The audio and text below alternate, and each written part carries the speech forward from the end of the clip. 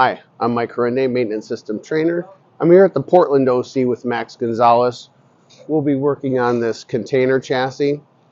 It has some mainframe damage to it, and we will be changing that out with a new mainframe section. Just for reference, this is the damaged subframe and front axle assembly that was covered in video part 1. Please refer to video part 1 for explanation of subframe replacement. This video will be focused on the mid-frame replacement.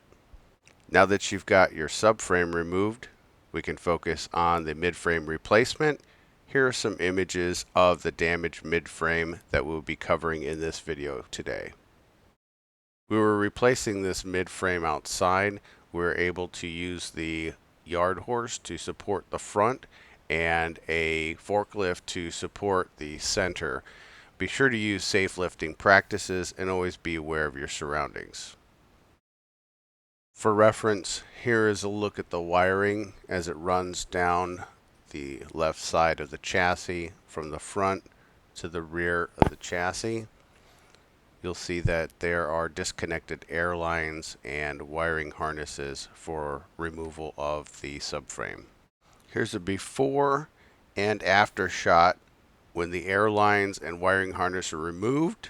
That would be the first step to taking apart the mid-frame section. This is a before and after of the rear wiring harness connection removed. Next, you'll want to take apart the nuts and bolts. There should be 6 on the left side and 6 on the right side, connecting the mid-frame to the front assembly. Once those are removed, you can safely lower the front part of the mid-frame, and here's an example of what it should look like.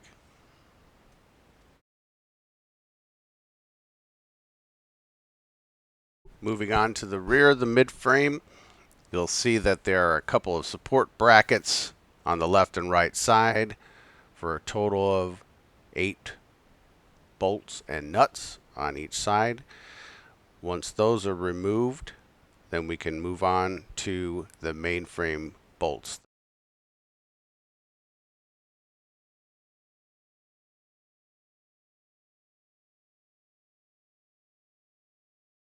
There are going to be 8 nuts and bolts on each side, left and right, for a total of 16 at the rear of the mid-frame. Once you get those undone, you'll see that it will separate from the rear bolster and bumper assembly. This is what it should look like once it's disassembled. And here's a look at a couple of new mid-frames. I did want to mention that installation is going to be the reverse of how you took it apart. At this point in time, you'd be lowering the new mid-frame down onto your new subframe assembly. Just a note from my previous video, unbolt the pin assembly from the subframe and rebolt it back on once it's set into the mid-frame. Makes things a little bit easier. Here's a quick tip about the nuts and bolts in case you forgot which way you took them out when reassembling. Due to the weather in Portland, we were able to pull the rolling chassis into the bay to finish up the reassembly process. Here's what it looks like when attaching the rear bolster and bumper assembly to the mid-frame, and all done. Don't forget to install those left and right brackets. And from there, we continue on with the modifications that had to be made to the subframe from video 1. And here's what it looks like with the air tank and mud flap brackets installed.